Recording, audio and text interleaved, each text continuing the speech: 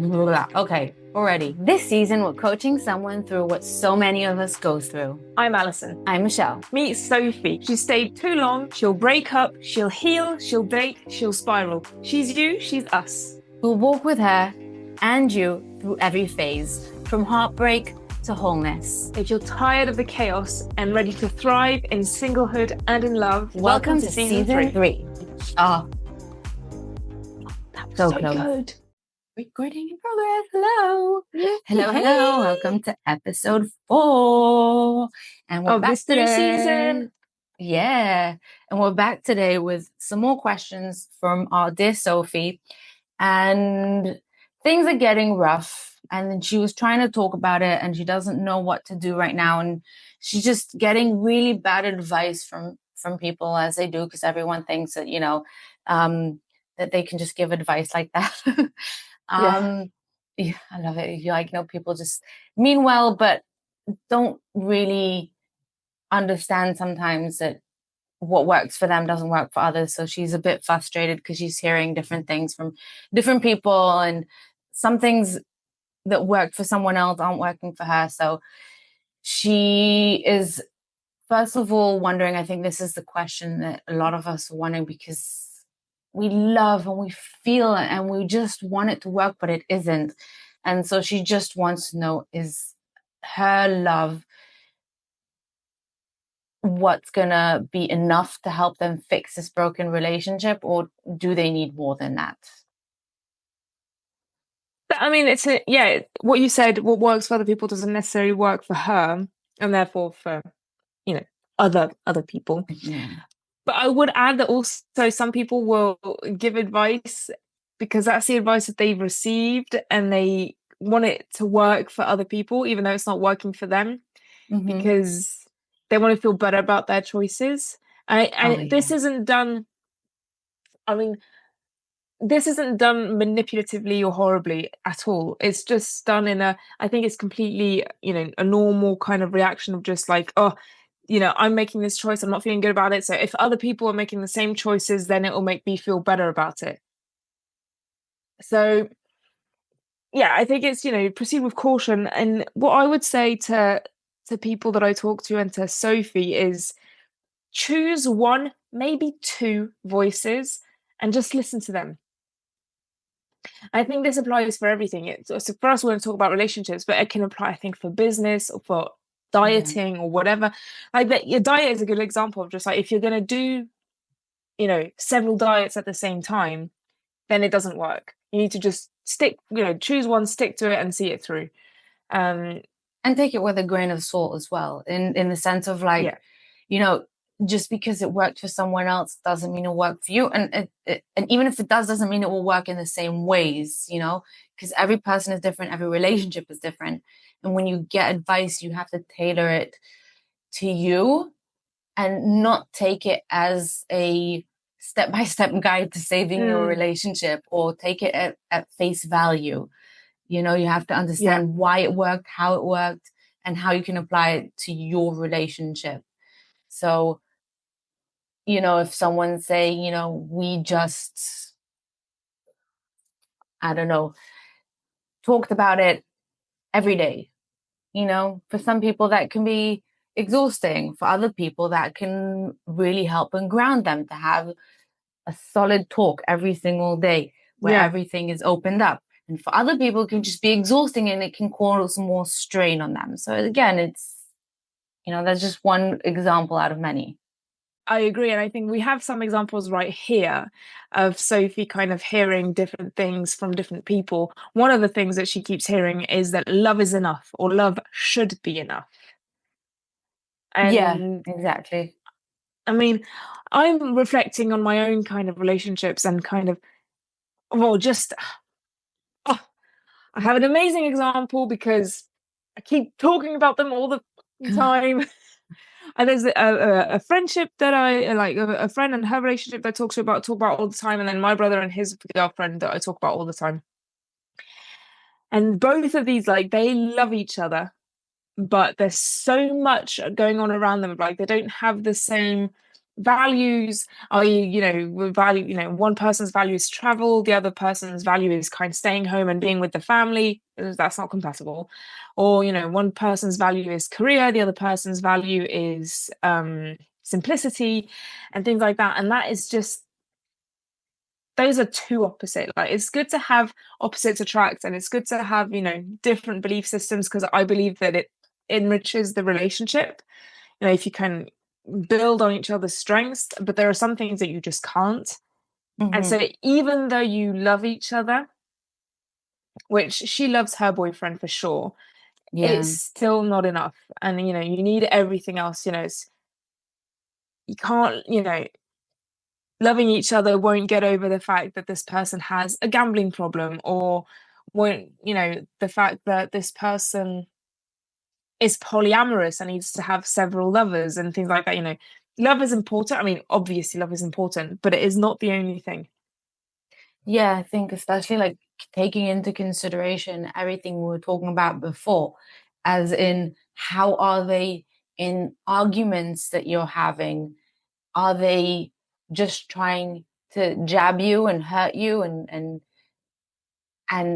just win the argument, or are they Mm, actually also trying to listen and learn?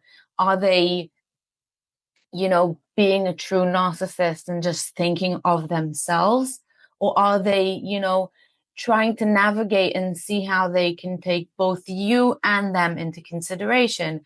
yeah, And when you're talking about it, are they constantly trying to blame you for it? Are they constantly being guarded and defensive? Are they constantly pushing you away? Are they locking you out and just like leaving you alone to deal with it? Because I mean, if so, then yeah, then no matter how you feel towards them, love is not enough, because love alone can't, you know, bridge these huge gaps. And I think often love is the excuse to stay with someone mm, that's not good for you. You say, but I love them so much, and you want it to be romantic, and you want to say love can conquer all. And I just don't think that that's a healthy way to look at it, because a real true love, in my humble opinion, is one that not comes easily, but comes as close to easy as possible. And it just feels natural and it just flows, and you don't have to constantly work hard. And that question of is love enough is not going to even come to mind, because there's no need to question it, if you get what I mean, in that sense of like, just there's yeah, I agree 100%. One of the podcasts that I love, Shagged, Married, Annoyed, and actually Charlotte Dobray's channel, Charlotte. Charlotte. They say it like, love, yeah, it comes like, a healthy relationship does come with its ups and downs, unless you're Zev and Michelle and never fight. Mhm. Um, but it is just meant to kind of just feel easy. Like, having a Mhm. conversation feels easy. Like, even JT and I, so we've got a 4.5-month-old, and his daughter is 4.5. So it comes with its challenges, and we do have arguments because, links into the following question of having kids and getting married. But having the tough conversations, like, even though we know that there's maybe an argument brewing, or, it's a sensitive subject, it's easy. Like, we're not scared to talk to each other. We're not, Yeah. we're not fed up about these things. Like, it flows. And Mhm. I think just yesterday we were a bit snippy at each other because we hadn't slept well. And so I walked out and then came back in and was just like, I'm sorry. Oh, and yeah, and it's easy. And it is. That's and I have a very like similar example of just the sense of saying sorry. It's like we were in the supermarket not long ago, and you know how supermarkets, I love supermarkets, but it can also bring out like such a stressful yeah. environment. And we were standing at the queue, and And it was just like I got into my head and I was being in like a snappy mood, and I don't remember what I said or how I said it or what it was. I just know that I was like being snappy. And then later when we were driving home in the car and it was just like we were being more calm and relaxed, I was like, I'm I'm really sorry for that. It was just, and he didn't even bring it up. He wasn't trying to make me feel bad for it. We both knew it was there, but we're just like letting it go. But then I mentioned like, that I was sorry. And he was so graceful about it. And that's the thing of, being able to say, I'm sorry in a relationship, is that the other side isn't like, yeah, you should be sorry, or making you feel like, you know, the fact that you're like, because it's hard. It is one of the hardest words to say. And it's hard to admit that you were wrong. But when you're with the right person, and I'm hoping I'm conveying this in a way that makes sense. It doesn't feel like something you should be ashamed of. It's not something that you think twice of like, Mhm. how do I say sorry now? And oh my God, how do I bring this up? This is so Yeah. awkward. You just say it. You just do it. You just talk about it. And it's not a big deal. It's not, I mean, it is a big deal, but it's not something that makes but one of you feel bad or whatever. And he even, and it just creates more appreciation. This person is acknowledging that she did something that bothered me or hurt me. And that's great. When you have appreciation for the person saying sorry and not just being like, good, you should say sorry. Yeah, I agree. I think to kind of link it back to love isn't enough. Um, the feeling of safety is also linked. So if there's not love, there's no safety. But the Yeah. safety is also linked to everything else, and just Hmm. and that I think probably that feeling is maybe the most important feeling, Yeah, and it should be enough. If you're not feeling exactly. safe, then it should say everything. Yeah. Because I think you can Hmm. love someone and not feel safe, whereas you can't not like if you're not in love with someone, there's no, you don't really think about the safety thing. Do you see what I mean? Yeah.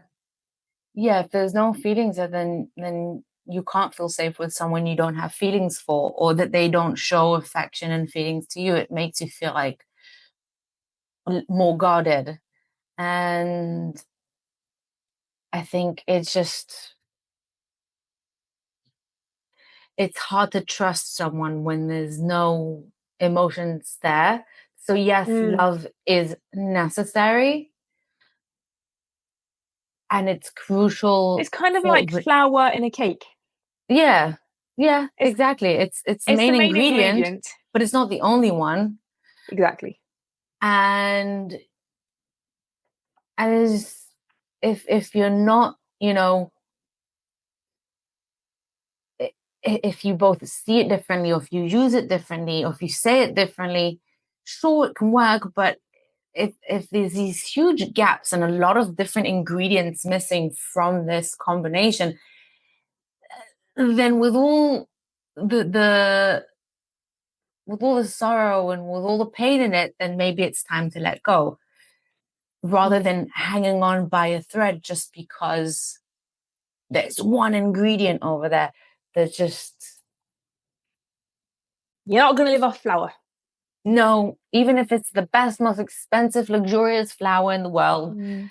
I think, and I think a lot of times when there is only flower or love in this case, then the love seems so much bigger than it actually is because there's nothing else in there. The love is the main ingredient, like the Mm.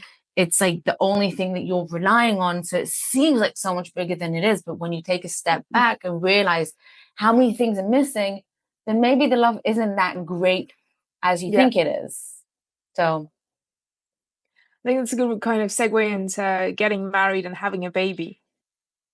Um, so I mean, if people still believe that having a baby makes your relationship better, I just no, I think it's a can't help these very people. old fashioned kind of way of Yeah, thinking.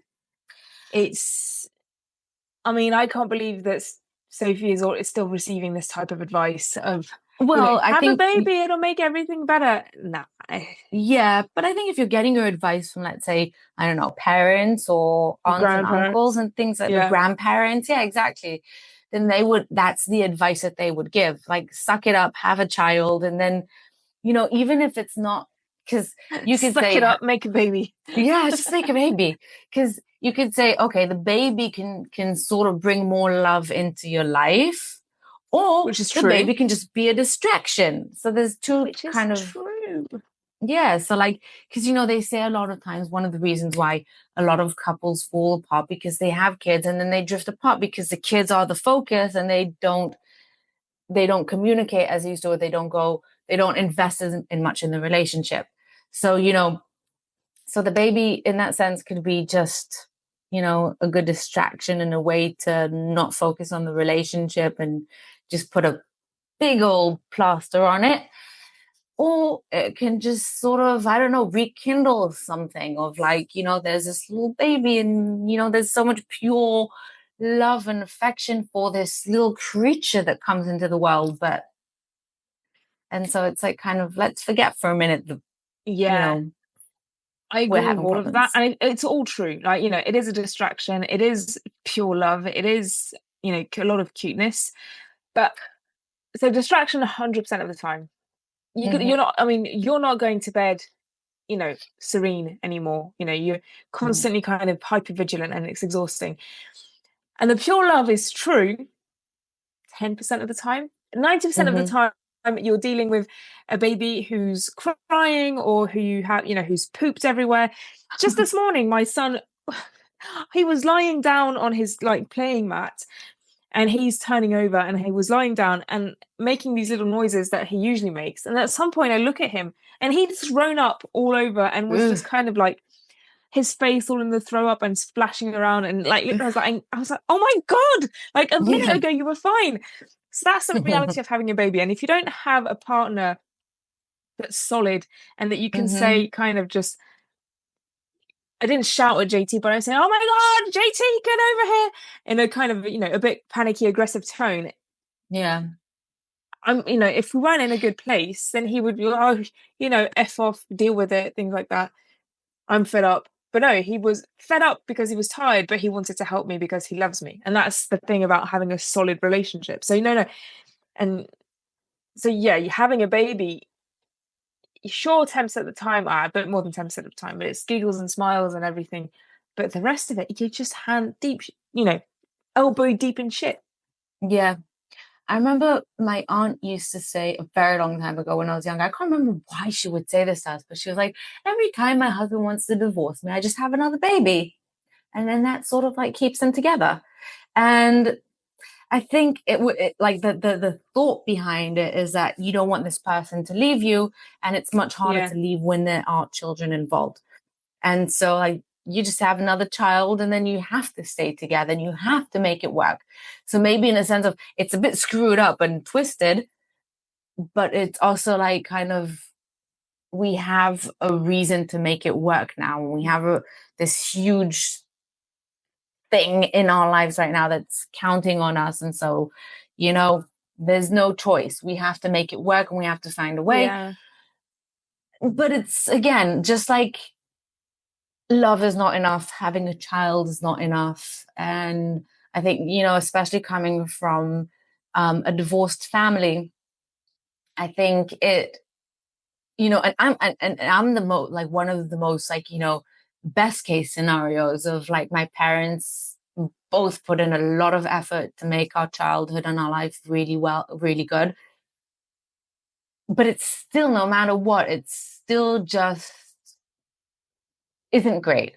Yeah. And it's it's not a way for for a child to grow up into this world. And I think it creates a lot of issues and love patterns later in life. Is like I've never had this at home, this solid good Mm. example for what a real healthy relationship is supposed to look like, what love looks like.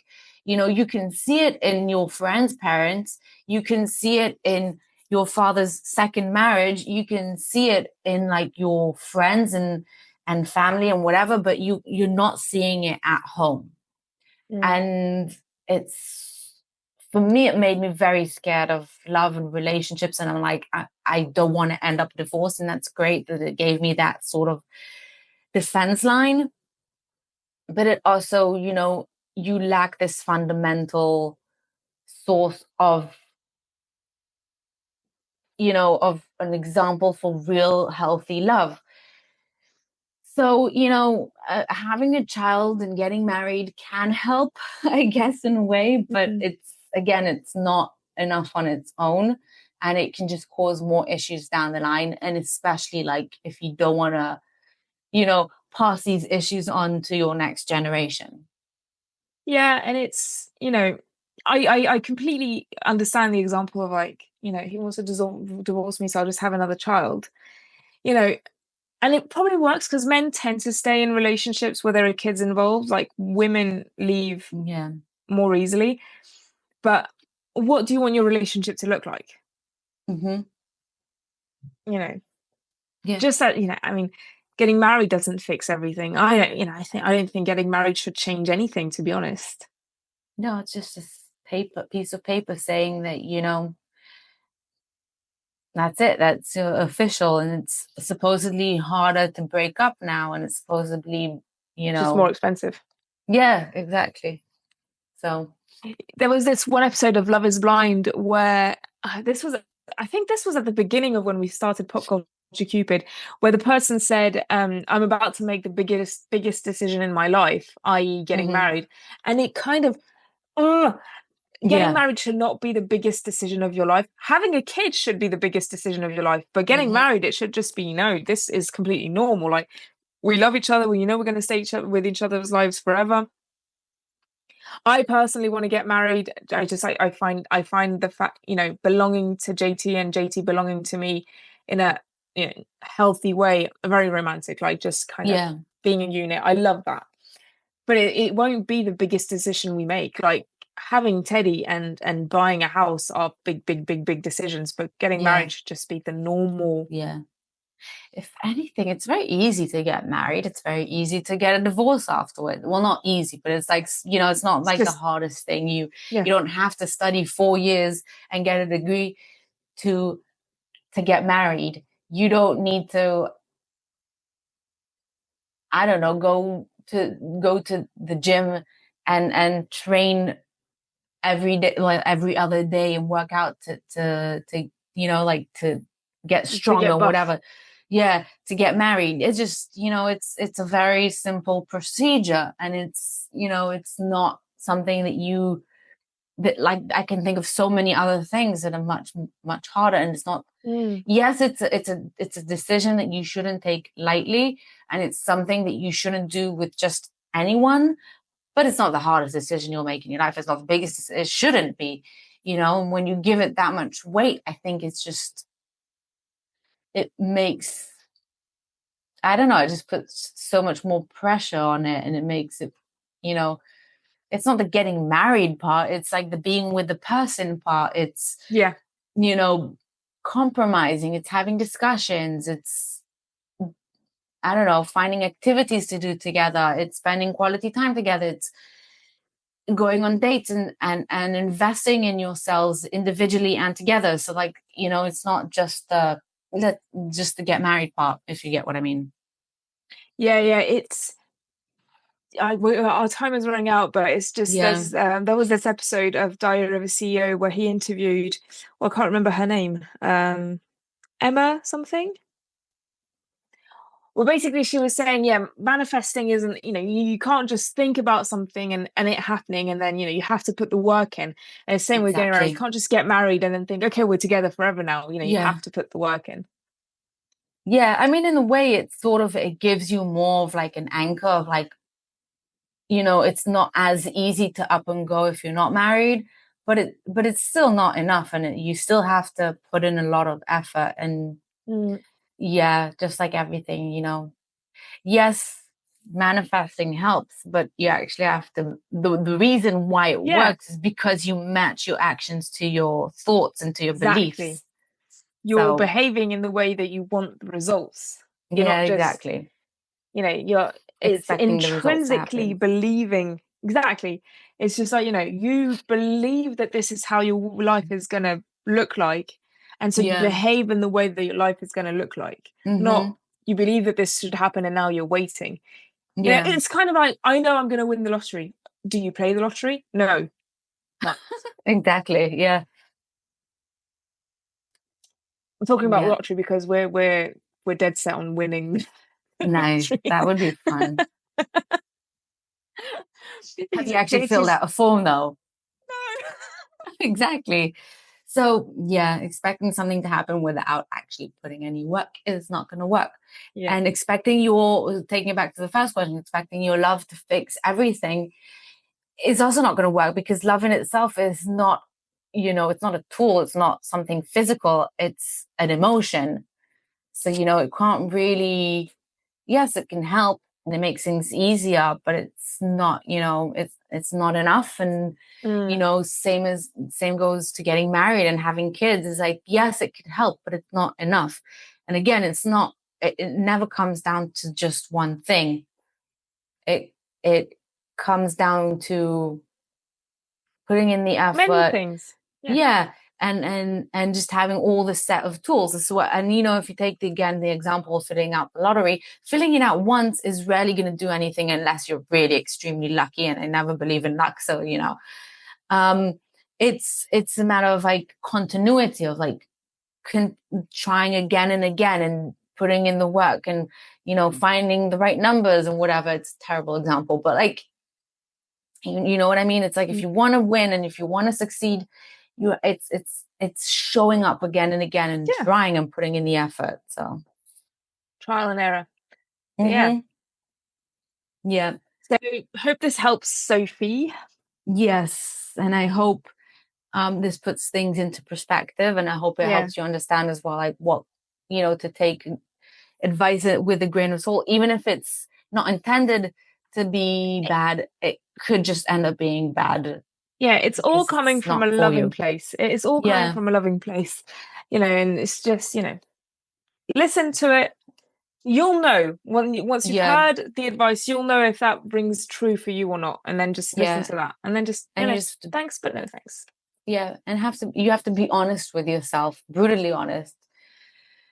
And it's hard because we tend to like lie to ourselves a lot and want to convince ourselves, no, but it works. We can make it work. But like, you have to really be brutally honest, even if it's not what you want. Anyway, thank you so much, Sophie. Thanks guys for listening. Bye for now. And bye for now. See you next episode. And don't forget to like, comment, subscribe, wherever you're listening. Bye. Bye. That's it for this episode of Pop Culture Cupid. Thanks for hanging out with us. We're glad you're here. Make sure to subscribe on Spotify, Apple Podcasts, or wherever you're listening. You can find us on Instagram, Facebook, YouTube, Reddit for more behind-the-scenes real talk. And if you want to support the show, check us out on Patreon. Until next time, be kind, be happy, be healthy, and remember, heartbreak isn't the end. It's the plot twist.